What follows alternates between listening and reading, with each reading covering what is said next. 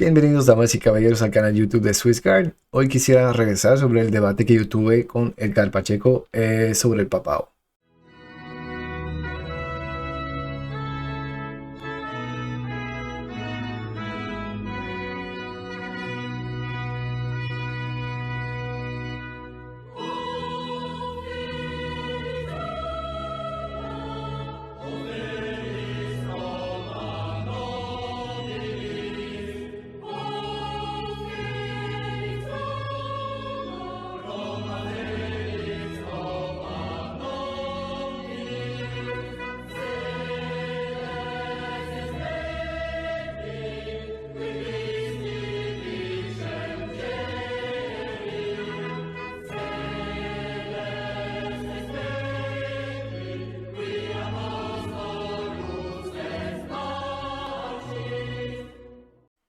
Bueno, entonces como yo les había prometido, yo voy a refutar todas las aserciones de Edgar Pacheco que tuvo durante el debate, porque me pareció que hubo muchos errores de parte suya.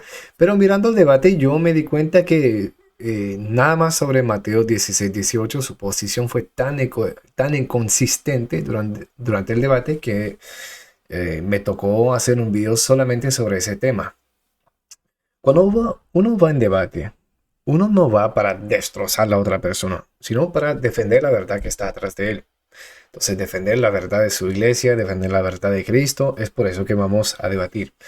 Si uno es inconsistente y cambia de argumento mientras las cosas avanzan, es que realmente no está buscando la verdad, sino está buscando atacar y no admitir nada y no ver los argumentos.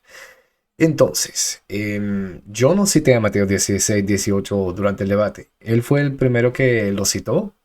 Lo mismo que Isaías 22-22. Yo no cité a Isaías en mi debate, mi argumentario. Mi argumentario principal en mi introducción fue un argumento eclesiológico. Entonces fue una eclesiología que yo presenté que estaba presente en el Antiguo Testamento y que Cristo estableció también en el Nuevo, que no se cambió nada, que estableció un nuevo Sanedrín y el señor Pacheco no respondió a nada, solamente siguió hablando de Mateo 16-18 como si fuese mi argumento. Y preguntaba cosas muy precisas, mientras no fue mi argumento. Lo siento.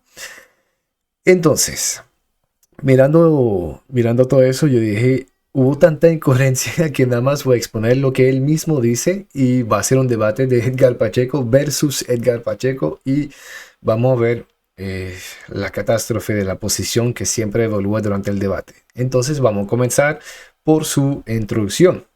Si la iglesia está construida sobre Pedro, si la iglesia está construida sobre el papado, Agustín se equivocó y también se equivocó Pablo y se equivocaron los apóstoles y se equivocaron los discípulos de los apóstoles. Pero si la roca es Cristo, como lo decían los padres de la iglesia y lo confesaron los apóstoles, y sobre él está edificada la iglesia, toda la eclesiología se vuelve armoniosa. Marcos capítulo 12, versículo 10, la piedra es Jesús. Lucas capítulo 20, versículo 17, la piedra es Jesús. Hechos capítulo 4, versículo 11, la piedra es Jesús. Efesios capítulo 2, versículo 20, la piedra es Jesús. Primera de Pedro capítulo 2, versículo 16, la piedra es Jesús. Primera de Corintios capítulo 3, versículo 11, la piedra es Jesús. Primera de Corintios capítulo 2, versículo 4, la piedra es Jesús. Romanos capítulo 9, versículo 33, la piedra es Jesús.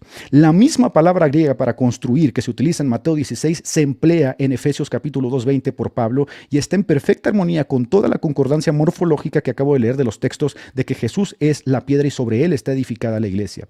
Así que la idea de que Pedro es la piedra y sobre él se edifica la iglesia y por tanto en él se establece el papado, 1, es ajeno al texto. 2, le fue ajeno a los discípulos de los apóstoles. 3, esto no fue entendido así por los primeros 400 años de la iglesia. Y 4, está en desarmonía con toda la eclesiología de los propios escritos apostólicos.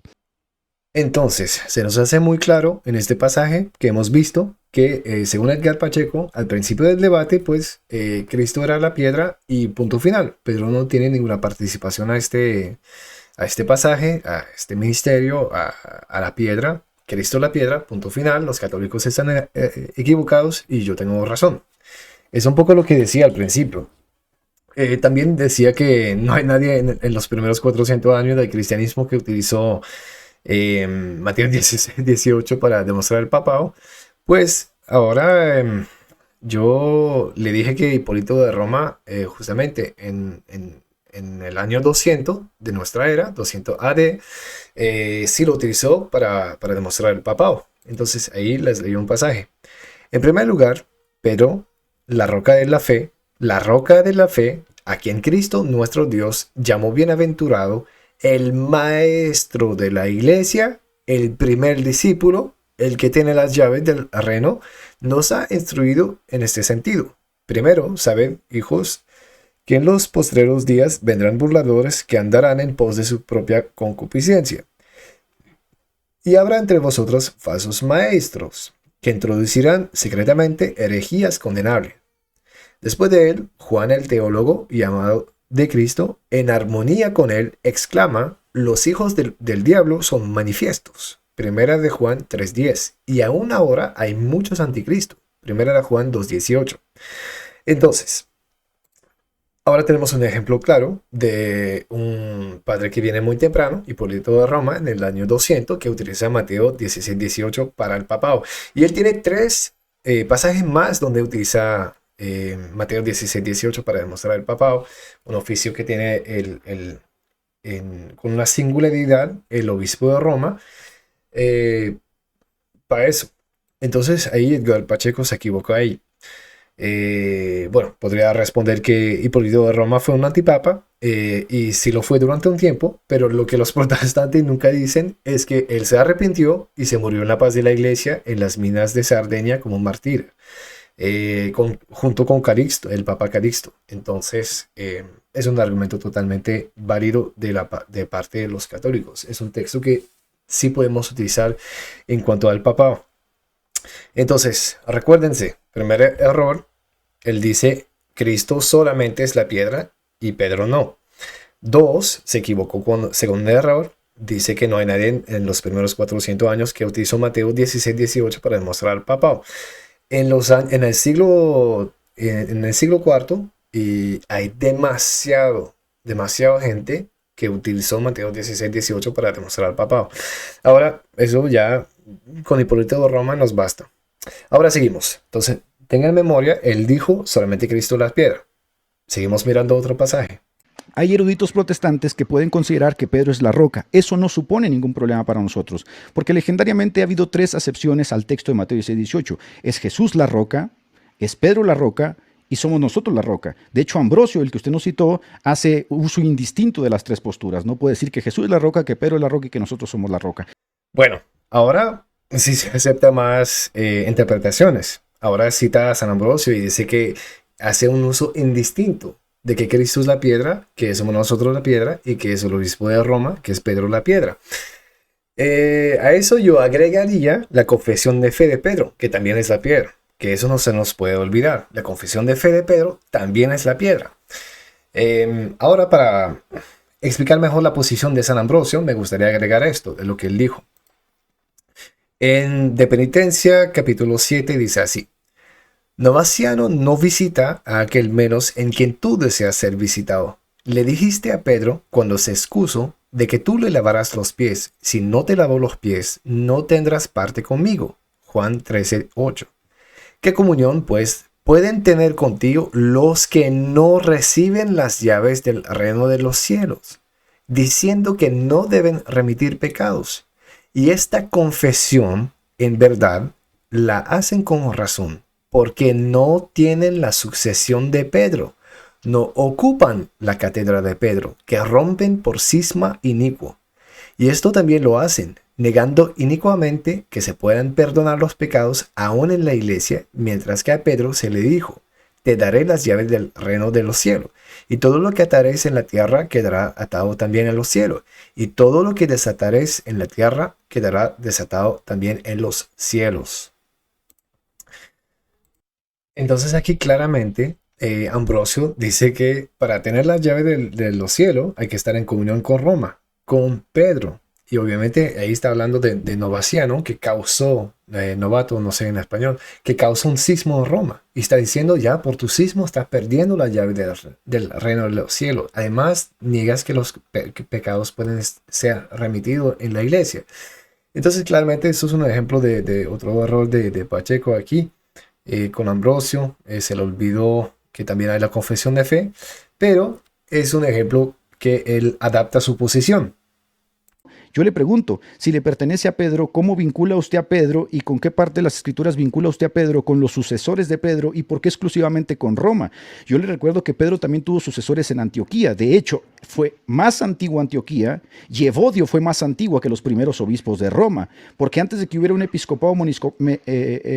episcopado monárquico en Roma, en Antioquía ya estaba Pedro y ahí estaba Evodio e Ignacio. Entonces yo le pregunto, ¿cómo hace la vinculación de que si tiene que haber uno que esté por encima de todos, por qué entonces la sede no es Antioquía y el Papa es los descendientes de la Iglesia Ortodoxa de Antioquía? Pero más allá de eso, me gustaría que usted me ofreciese un argumento escritural, porque estamos tratando con el texto bíblico, que demuestre que los sucesores de Pedro con exclusividad en Roma son aquellos que reciben las llaves, porque Bueno, entonces hemos pasado de Cristo es la piedra exclusivamente a, bueno, podemos aceptar que Cristo sea la piedra, pero también Pedro y también nosotros.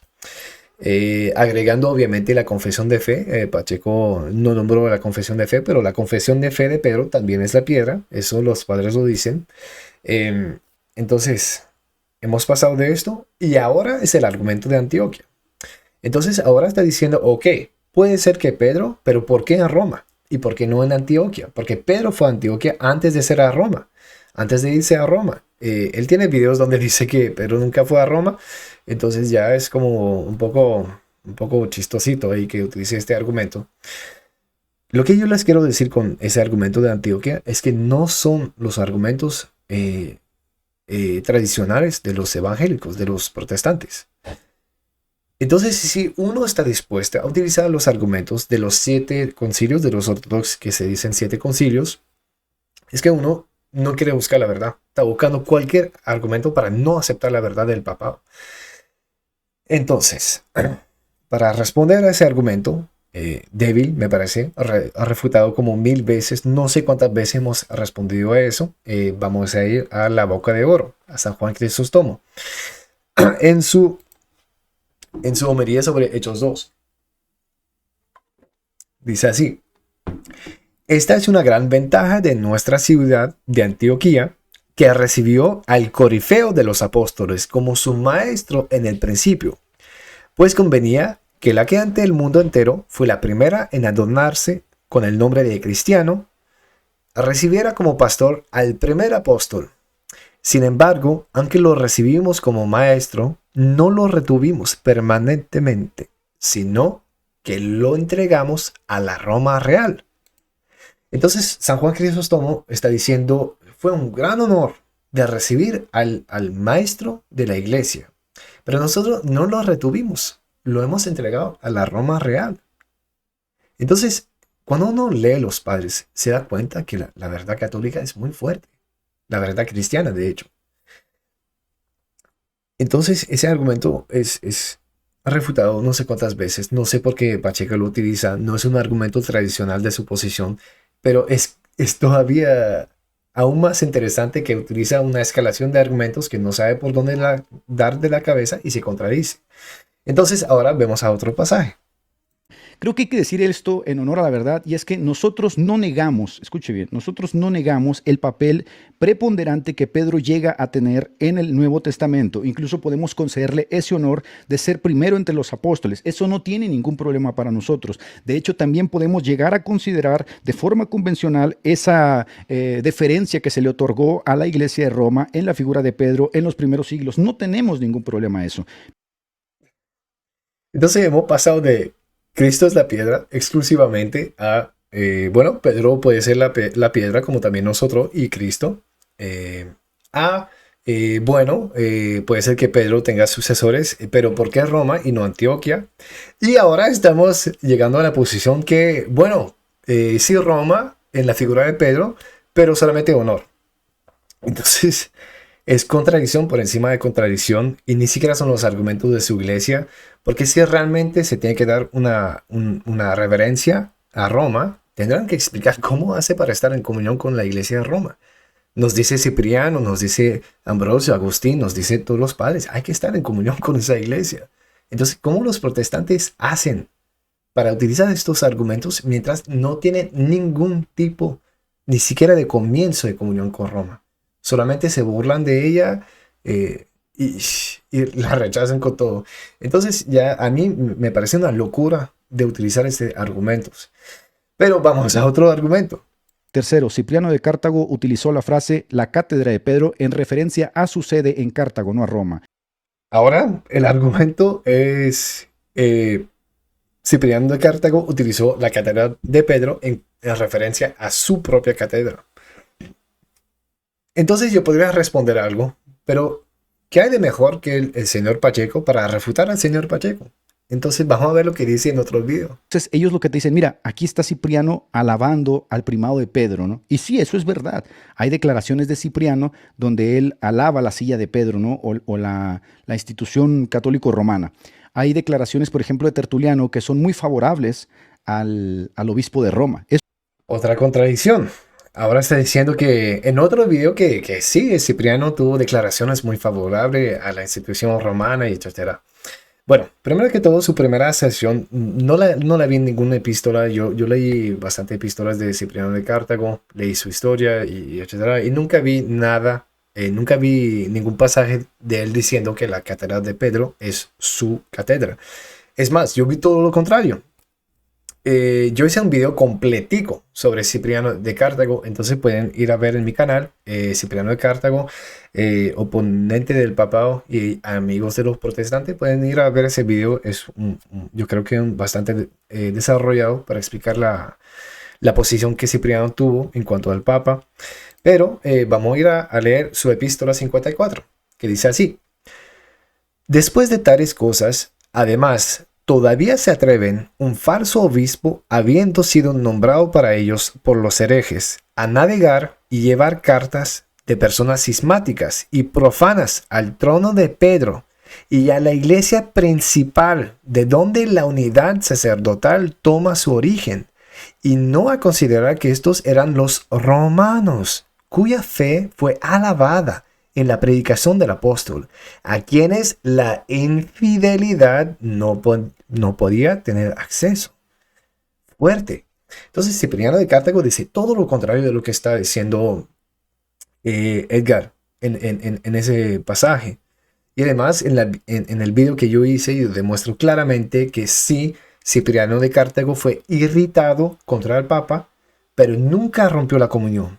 Y es más, el concilio, el mismo concilio que Edgar Pacheco citó en el debate, se arrepintió y la casi totalidad de los obispos que fueran ahí cambiaron su posición para adaptar a la posición de Esteban.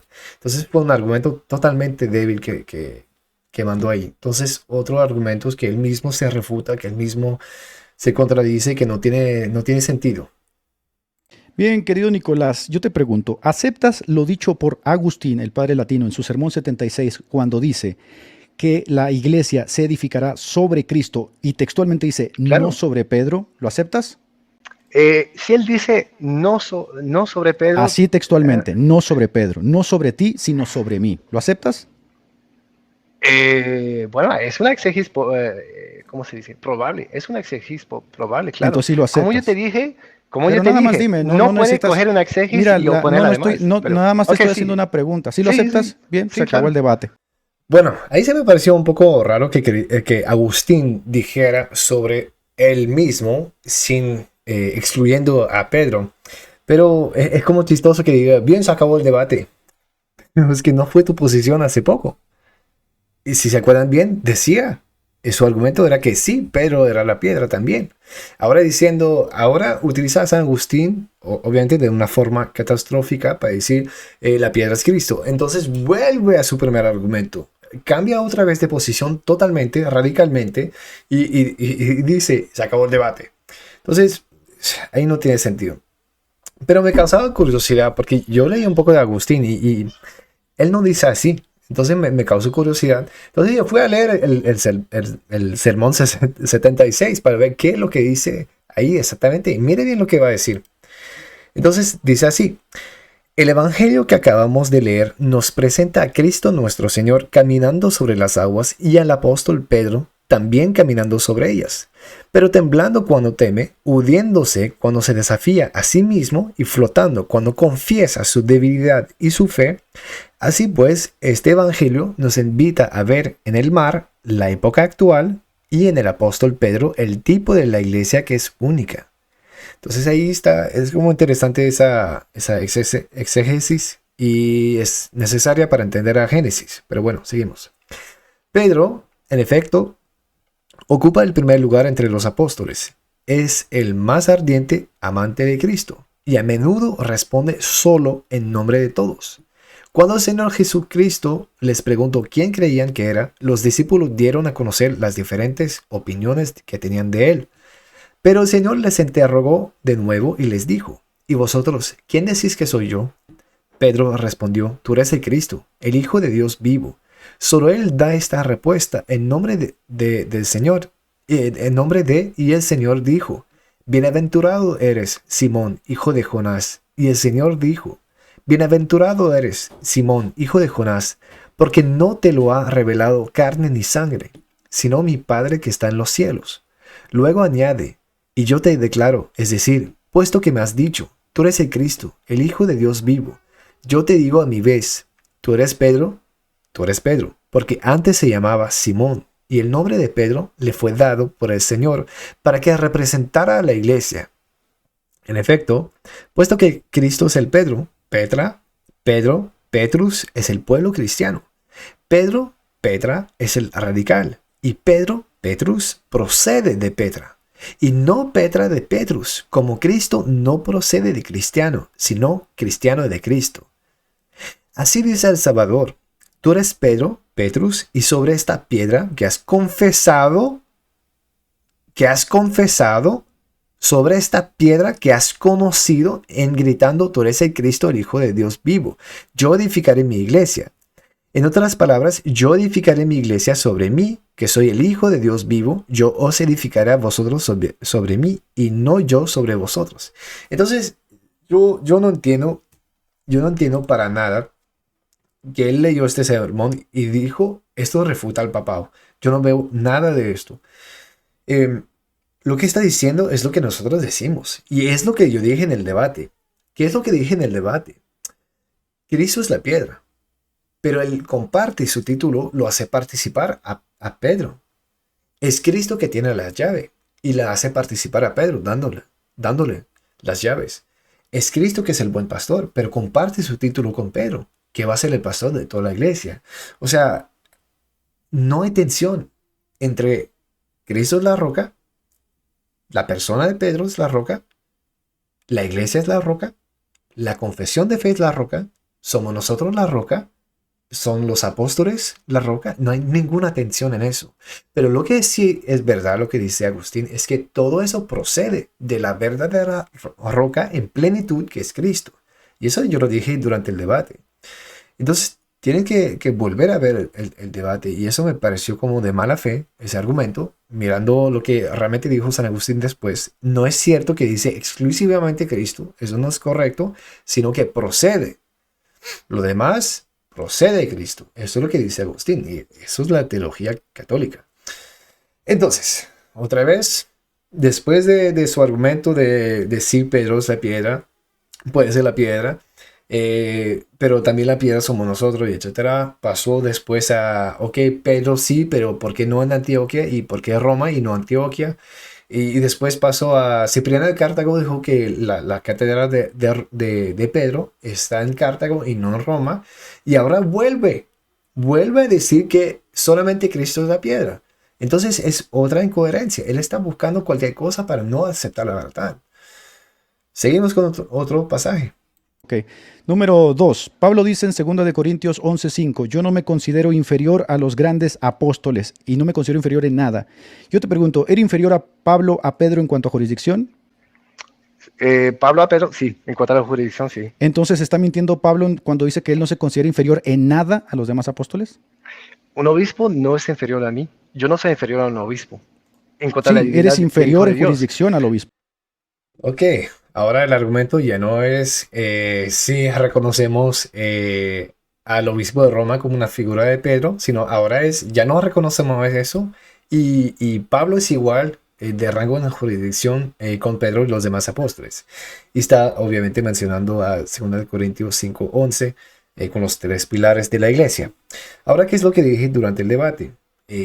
Cada obispo tiene un rango de autoridad y no todos tienen la misma autoridad. No es cierto que todo el mundo en la iglesia es igual. Eso es lo que demostré en mi introducción. Pueden ir a ver mi video de introducción donde yo explico toda la eclesiología del Antiguo Testamento, que es la misma en el Nuevo, que Cristo no borra nada, no aborrece nada, no vino a borrar la ley, sino que coge el reino de los judíos y lo entrega a la iglesia. Entonces no lo cogió para borrarlo y ya no hay iglesia. No, lo coge y lo da así tal cual. Amós 9:11, yo reconstruiré el tabernáculo de David tal cual como en los días de anteriores. O Isaías 1:26, yo restableceré sus jueces. No dice yo voy a borrar todo y va a ser sola escritura. No es así que dice.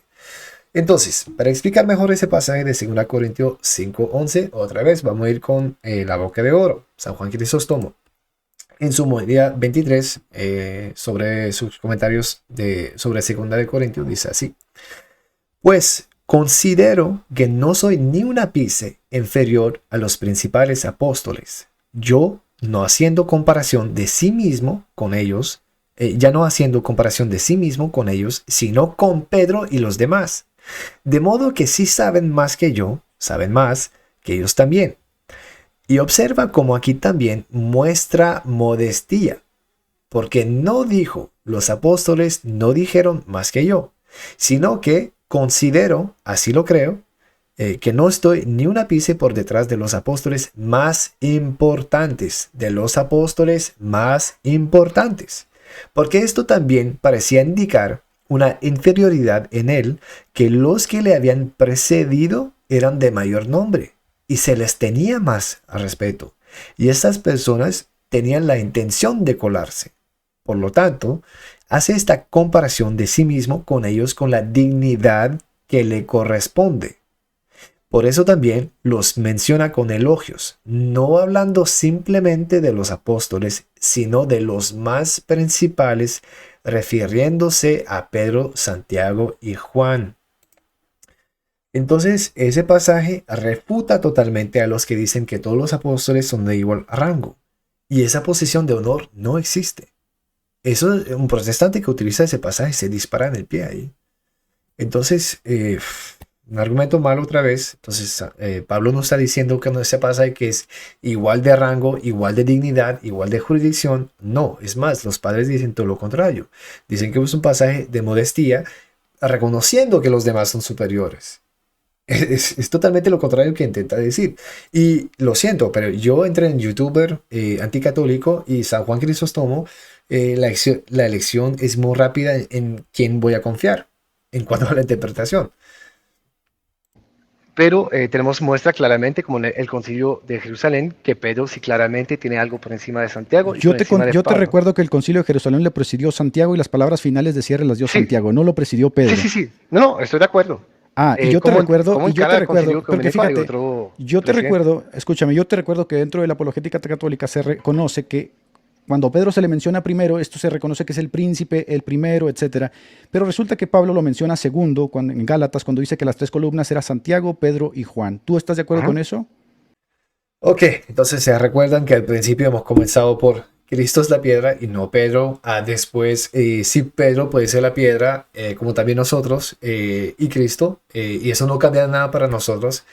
Después, Cipriano de Cartago ha dicho que la catedral de Roma, la catedral de Pedro está en Cartago y no en Roma. Y después hemos pasado Pedro tiene una figura en Roma, en el obispo de Roma, pero solamente de honor, a volver a Cristo es la piedra y no lo demás, cuando citó al Sermón 76 de Agustín. Y ahora el argumento es si hay un papado, entonces ¿por qué Pedro no siempre es mencionado primero? Bueno, primero que todo, donde él tiene razón son los católicos que utilizan ese argumento de Pedro siempre es mencionado primero. Pero el argumento no es que se menciona primero, sino que se dice que es el primero. El protos en griego quiere decir primero, cierto, pero también tiene una connotación jerárquica, es decir, el jefe. Eso es el argumento, no solamente que viene primero en las listas. Eso no sería un argumento de mucha fuerza. Ahora, vamos a ver lo que Ambrosio dijo de esto. Y hay muchos padres que explican por qué Santiago viene nombrado primero en Gálatas 2. Pero vamos a ver a San Ambrosio. De hecho, es el primer padre que yo leí en su tratado sobre el Evangelio sobre San Lucas. Dice así, en el tomo 1. Dice así: ascendieron Pedro, que recibió las llaves del reino de los cielos; Juan, a quien le fue confiada la madre; Santiago, que fue el primero en ocupar su lugar en el trono sacerdotal. Entonces, lo que está diciendo es que Santiago fue el primero en tener un trono sacerdotal, en ser nombrado obispo, pero no es el que recibió la llave, es Pedro que la recibió.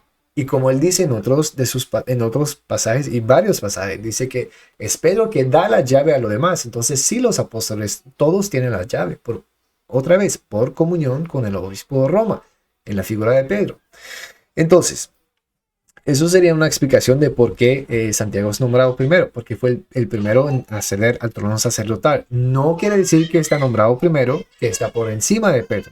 Es más, Ambrosio acaba de decir que es Pedro que ha recibido la llave y no Santiago. Entonces, directamente, obviamente. Entonces, después su otro argumento es sobre Hechos 15. Es Santiago que preside el concilio de Jerusalén. Yo estoy 100% de acuerdo con eso. Y de hecho, en los 7 primeros concilios ecuménicos de la Iglesia Católica, de la Iglesia Cristiana de Cristo, nunca el Papa presida. No hay ningún concilio ecuménico que el Papa presida. Siempre es otra persona. Pero lo que Edgar tiene que conceder es que los 7 primeros concilios, y de hecho 2 después, pero vamos a tratar con esto porque siempre lo tenemos en comunión con... ¿Cómo se dice? Siempre lo tenemos en común con los ortodoxos 7 concilios, entonces se nombra a ellos más. Siempre el obispo de Roma recibe los hechos de estos concilios, y si no está de acuerdo con los hechos o con los oros, los cánones, los decretos, él puede tumbar el concilio ecuménico. Él está por encima del concilio ecuménico. Por ejemplo, en Efesios 2, en el segundo concilio de Efesios 2,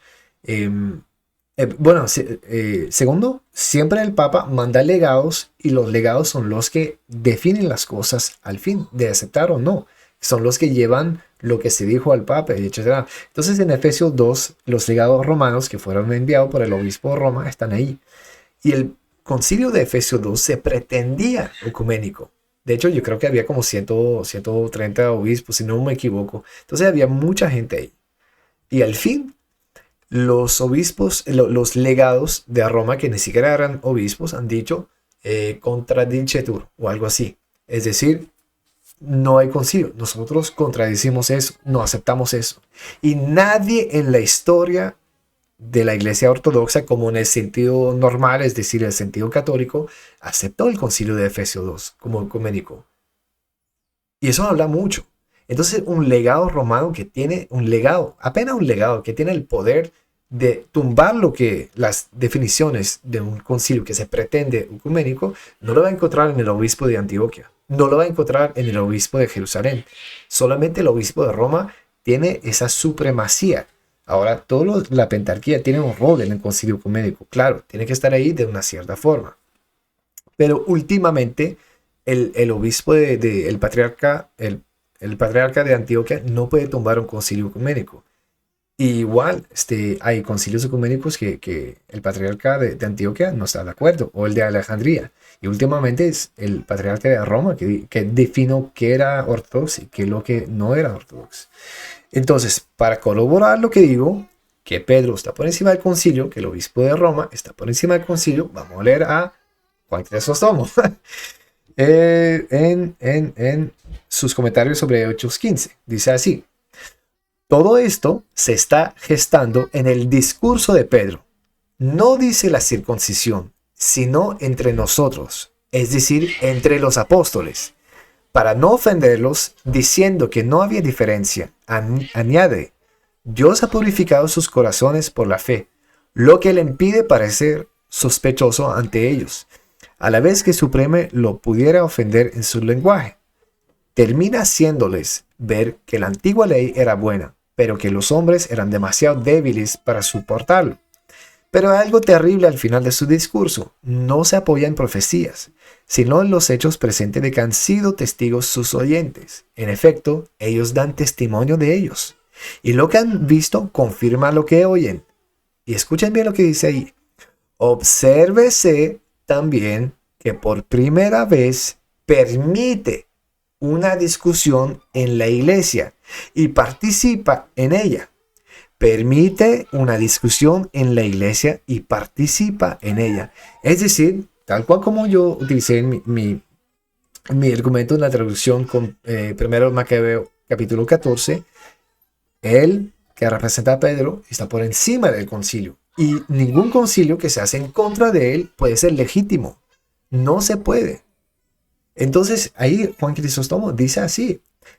Pedro permite una discusión en la iglesia, pero la puede cerrar.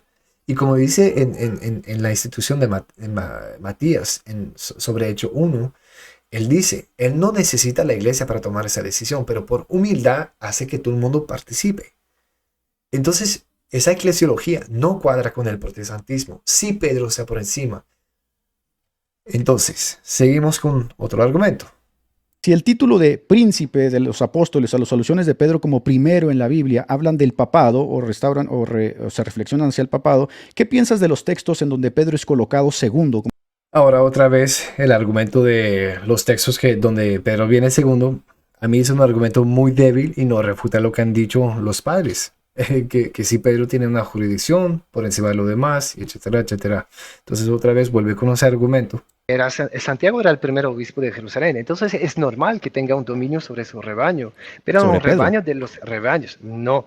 Porque mira, la decisión que Santiago toma de no comer carnes ahogadas y todo, Pablo dice todo lo contrario en Romanos 14. A ver, déjame ver si entiendo. Pero déjame 10. ver si entiendo. Según tú, Santiago tiene jurisdicción sobre Jerusalén, pero no tiene jurisdicción sobre Pedro, pero aún así envían a Pedro a Samaria. Entonces, ¿no debería ser Pedro el que envía legados a Samaria? Ahora pasamos a otro nivel de argumento. Ahora ya no es Cristo la piedra, que no es Pedro, ya no es Pedro puede ser jefe, o sí Pedro es jefe, pero su catedral está en Cartago, o sí puede ser el obispo de Roma en la figura de Pedro como el jefe de la iglesia, pero en la deferencia de honor. Ahora pasemos a otro nivel de argumento, una locura de argumento. Yo realmente nunca escuché a alguien sacar eso. Santiago está por encima de Pedro. Eso yo nunca escuché eso. El argumento normalmente es Santiago preside el concilio, entonces es una posición de honor. No, Santiago está por encima de Pedro. Santiago es el jefe de Pedro. Eso es como una locura decir eso. Entonces, yo no sé si ha leído realmente ciertos padres de la iglesia, obviamente es imposible leer todo, pero podemos leer un poco y darnos cuenta de lo que estoy diciendo es verdad. Entonces, vamos a leer a San Juan Crisóstomo en su homilía 88, a ver qué es lo que dice. ¿Y por qué? Entonces, pasando al lado de los otros, habla él con Pedro sobre estas cosas. Él era el elegido de los apóstoles y boca de los discípulos, y jefe del coro, el corifeo. También por eso una vez Pablo subió a verle a él en vez de a lo demás, y para mostrarle que debía tener confianza, como si la negación le confía la presidencia de los hermanos y no saca a relucir la negación ni le reprocha lo sucedido, sino que le dice, si me amas, preside a los hermanos. Una tercera vez, él ordena lo mismo, mostrando cuán grandemente él honra la presidencia sobre sus propias ovejas. Y si alguien dijera, ¿cómo pues recibió Santiago el trono de Jerusalén? Yo respondería que él ordenó a este hombre, Pedro, maestro, no de ese trono, sino del mundo. Sino del mundo. Pedro no está sentado en el trono de Jerusalén, es Santiago. Y San Juan Crisóstomo lo dice. Pero dice que Santiago es el maestro de ese trono. Él tiene jurisdicción en Jerusalén. Pero Pedro, la jurisdicción de él está por encima de todo el mundo. Eso es lo que está diciendo. Entonces, ¿cuál es el rol de Pedro, que es jefe de todo el mundo en la iglesia protestante? Y la respuesta es nada, porque no están en la iglesia de Cristo, no tienen la sucesión de la catedral de Pedro, no tienen ninguna comunión con Roma, no pertenecen a la iglesia de Cristo, no tienen nada que ver con los padres, no tienen nada que ver con sus enseñanzas, no tienen nada que ver con los concilios. Ellos salen de nada y fundan una religión que es ajena a la religión que Cristo fundó, a la iglesia que Cristo fundó. Por favor, amigos, leen la patrística y dejen de creer a cualquier persona que hace videos hablando rápido para que nadie entienda y nadie capte los argumentos. Ahora, también debo de confesar que nosotros como protestantes no rechazamos el que Pedro haya tenido cierta primacía, no rechazamos del que Pedro haya sido muy amado y haya sido muy preponderante dentro del colegio apostólico, no rechazamos también que se le pueda llegar a llamar la roca. Todo eso para volver a admitir que sí Pedro puede ser la piedra y que sí puede ser el jefe, entre comillas, del colegio apostólico. Realmente está dando por toda parte sin realmente dar ningún argumento concreto. Entonces es como un debate de Pacheco versus Pacheco que es como sin fin, y al fin él solamente quiere pelear y no quiere ver los argumentos, no quiere ver realmente lo que han dicho los padres. Realmente será que hay respuestas a mi pregunta, será que realmente los padres han contestado eso a mis objeciones, será que ya hemos tratado ese tema no sé cuántas veces y estos argumentos no tienen sentido. Él solamente cambia de argumentos y lo hace de una forma muy rápida para que la gente no se dé cuenta que sus argumentos son incoherentes. Él no para de cambiar su posición. Pero como habla rápido, él quiere poner a la gente en la esquina hablando rápido y volviendo con otros argumentos que son incoherentes con los principios, con los del principio, porque él insiste y rechaza todo lo que los demás dicen, pues parece que realmente está en control, pero es incoherencia por encima de coherencia. Y yo digo que por eso es que habla rápido, porque sabe que es incoherente. Entonces, ha cambiado tantas veces de posición, ha utilizado argumentos que se refutan entre sí, que si uno coge este argumento, el otro no aguanta la prueba, es incoherente, pero él no tiene ningún problema en hacerlo. A mí me parece que eso es falta de sinceridad. Y para el colmo, él termina diciendo esto. Yo te voy a recomendar que vayas nuevamente al video y te recomiendo, de verdad, que te des un baño de hermenéutica, de exégesis, de histórico crítico, histórico gramatical, para que hagas unas buenas exégesis, querido. Ok, ahora no he respondido en todas las excepciones del señor Pacheco, pero yo la voy a hacer en otro video. Ahora yo quería enfocarme nada más sobre sus argumentos en contra de Pedro y la primacía de Pedro en la Biblia. Yo no toqué los argumentos históricos. Cipriano ya hice un video sobre eso, ya hice un video explicando mi argumento en la traducción. Ahora voy a hacer un video respondiendo a todas sus aserciones, la fase de preguntas y respuesta. Y también voy a hacer otro video para explicar mi exégesis al fin sobre Roma. Porque se burló mucho, pero es lo que dicen los padres, entonces ya yo voy a hacer otro video sobre eso. Ahora, alguien que es de buena fe, que vio todas las contradicciones increíblemente palpables, increíblemente sin vergüenza del señor Pacheco, se dice, pero ¿cómo alguien puede ser cristiano y hacer ese tipo de táctica? O llegar en debate y contradecirse tanto y hacer como si no fuese nada, burlándose de lo demás, riéndose sobre argumentos de los padres, cuando es evidente que se contradice a él mismo. ¿Cómo alguien puede hacer eso? Entonces yo estuve leyendo el libro de The Devil and Karl Marx de Paul Kenger, que si ustedes entienden el inglés, yo se lo recomiendo realmente 1000 veces. Es excelente y tiene muchas fuentes, o sea, él cita sus fuentes, no solamente es el que habla en vano. Entonces, él dice así en su libro, en la página 279-280. Ahora está hablando obviamente de un trial, un proceso al corte de un traicionador estadounidense que es un agente del comunista que se convirtió, etc. Entonces, así dice.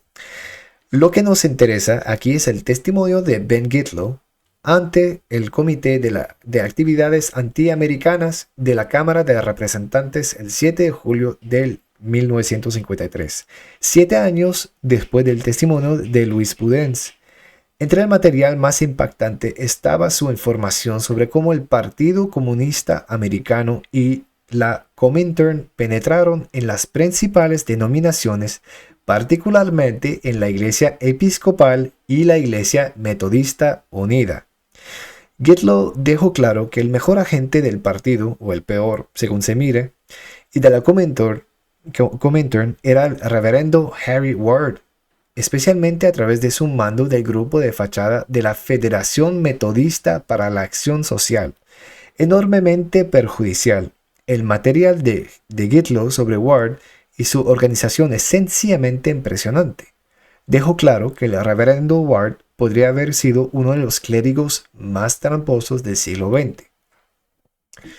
Señor Gitlow, creo que la posición atea básica del comunismo mundial ante la religión no ha cambiado desde el inicio del movimiento comunista hasta la fecha. Las cuestiones de la estrategia y las tácticas que los comunistas utilizan para el propósito de explotar a la iglesia, al clero y a los seguidores de la iglesia para sus propios fines no están en contradicción con la posición atea básica y el objetivo final de la destrucción de la iglesia como institución supersticiosa al servicio del capitalismo y del imperialismo. ¿Se acuerda cómo los protestantes siempre nos acusan de supersticioso? Seguimos. ¿Podría explicarlo con más detalle, señor Gitlow? Señor Gitlow, creo que una serie de referencias deberían demostrar más allá de una sombra de que el movimiento comunista es un movimiento ateo. Señor Kunzig, ¿cuáles fueron las principales organizaciones a través de las cuales se llevó a cabo la conspiración comunista en la religión? Señor Gitlow, la Federación Metodista para la Acción Social y las organizaciones en otras confesiones religiosas y las organizaciones del Frente Unidos creadas por el Partido Comunista. Las organizaciones del Frente Unido que reclutaron a miles de ministros, a través de las cuales la infiltración comunista en la religión se llevó a cabo a gran escala y tuvo mucho éxito. Fueron la Liga Americana contra la Guerra y el Fascismo, que más tarde pasó a llamarse Liga Americana por la Paz y la Democracia. Lo sabía antes de irme, y lo señalé muy templadamente en mi estado de ánimo cuando me fui. Este asunto me fue presentado en una conferencia por el camarada que preparó el material para este artículo para el comité político. Me dijo que el objetivo era extender el trabajo de la revista protestante. Se trata de una revista cuyo nombre es Protestante, pero que se dedica en gran medida a ser anticatólica, y las organizaciones judías responsables la han condenado recientemente, como ustedes saben. Este punto de vista sobre la extensión de la obra protestante contra los católicos fue confirmado por este artículo de V.J. Jerome en Political Affairs en abril del 1946, en el que vincula a la Iglesia Católica con el imperialismo estadounidense, y en el que muestra lo que él llama la gran riqueza de la Iglesia Católica, y dice que no ha habido suficiente reacción protestante. Eso inmediatamente les dice a los camaradas que salgan y se hagan pasar por protestantes. Eso inmediatamente les dice a los camaradas que salgan y se hagan pasar por protestantes. Es decir, hay claramente gente en las iglesias protestantes que no son cristianos, no creen en Dios. Ellos son de izquierda y son infiltrados en su iglesia. Y lo que tienen la misión es de propagar el anticatolicismo a través de, por ejemplo, videos, seminarios, etcétera, etcétera, para que la gente deje de ser católico, para explotar la institución de Cristo, que es la Iglesia Católica. Sigo. Eso inmediatamente les dice a los camaradas que salgan y se hagan pasar por protestantes y despierten esa reacción, porque cuando un comunista lee un artículo, lo pone en acción.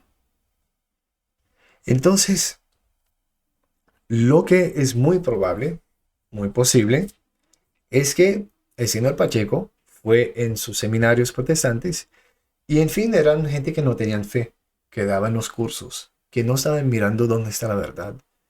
Y él cayó por eso. y está repitiendo todas esas mentiras que él escuchó, argumentos que son incoherentes, pero los tira con convicción, porque les mintieron a él. O sea, él cayó por esas mentiras. Porque realmente alguien de fe no se comporta así. Alguien de fe no utiliza estos argumentos incoherentes. Seguramente le mintieron en sus seminarios. Entonces ustedes, especialmente los católicos que miran, tienen que ser conscientes que hay gente que no tiene fe que ataca a la iglesia católica. Y les quiero dejar esa reflexión, que nunca han podido destrozar la iglesia católica. Que sea la Revolución Francesa, que sea la Revolución bonapartista, que sea la Revolución comunista, en la guerra de los cristeros, la guerra civil en España, los bolchevicos, Nemeth, la reforma protestante, nunca han podido destrozar la iglesia católica, porque fue fundada por Jesucristo. Entonces, la verdad, nunca caerá.